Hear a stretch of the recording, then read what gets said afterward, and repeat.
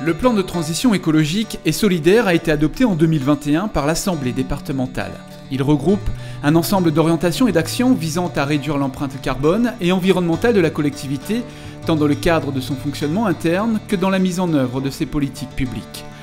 À ce jour, plus de 90% des 46 actions initialement identifiées dans ce plan ont été engagées et 26% sont terminées. En voici quelques exemples. On peut noter qu'aujourd'hui 100% de nos déchets verts sont valorisés et que notre matériel informatique obsolète est réparé et réutilisé notamment dans nos collèges. Des collecteurs visant à trier les bouteilles plastiques, canettes et papiers ont été mis en place sur le site du Palais de la Source. C'est ainsi que près de 2,5 tonnes de papier ont pu être valorisées en 2023. Dans un effort de transition électrique, notre parc automobile a évolué ces dernières années pour offrir de nouvelles solutions en faveur d'une mobilité décarbonée. Les émissions carbone du parc auto ont ainsi diminué de 26% entre 2019 et 2022. Pour installer une transition dans les pratiques des agents, plusieurs outils ont été mis en place depuis 3 ans, tels qu'un forfait de mobilité durable et une plateforme de covoiturage. Enfin, des solutions de rationalisation des déplacements sont opérationnelles grâce à l'utilisation de la visioconférence et du télétravail, dont une expérimentation est en cours. Notre collectivité a également à cœur d'accompagner et accélérer la conversion écologique de notre territoire en faveur de l'agriculture locale, de la préservation des espaces naturels et de la biodiversité, de l'accompagnement par l'insertion de projets d'économie circulaire, ainsi que les opérations d'aménagement notamment routier, hydraulique et touristique. Pour préserver et valoriser notre biodiversité, nous poursuivons le déploiement de notre ambitieux projet de reboisement de l'île, le plan 1 million d'arbres. À ce jour, plus de 200 000 arbres endémiques et indigènes ont été plantés.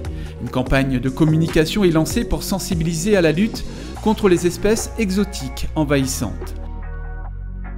Depuis plus de 3 ans, les feuilles de route du plan AgriPéi 2030, du plan bio se mettent en œuvre.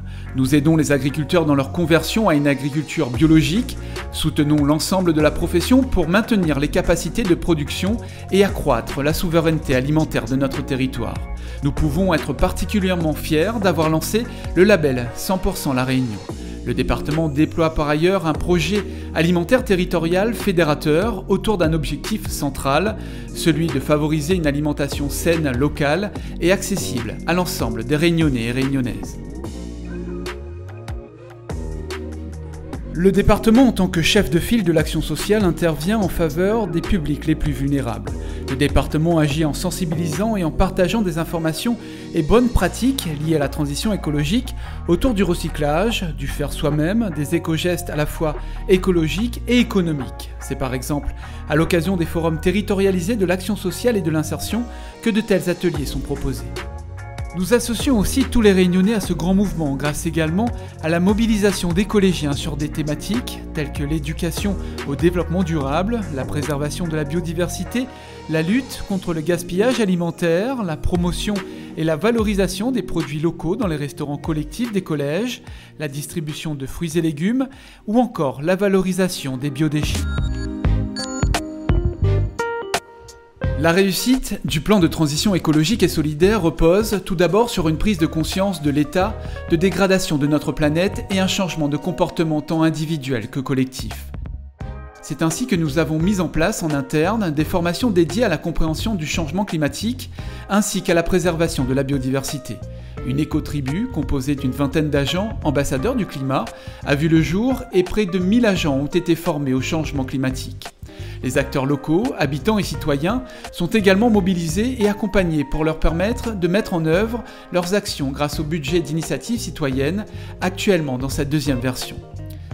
Des indicateurs afférents à la transition écologique, regroupés en tableau de bord au sein du système de pilotage du plan de mandature, ont été définis et le rapport développement durable, produit tous les ans, permet un suivi régulier de ceux-ci. Grâce aux outils, programmes et actions mis en place depuis plusieurs années, notre collectivité a accompli des progrès significatifs. Elle se transforme progressivement pour répondre de mieux en mieux aux attentes de notre territoire et aux urgences environnementales. Et c'est ensemble que nous va arriver.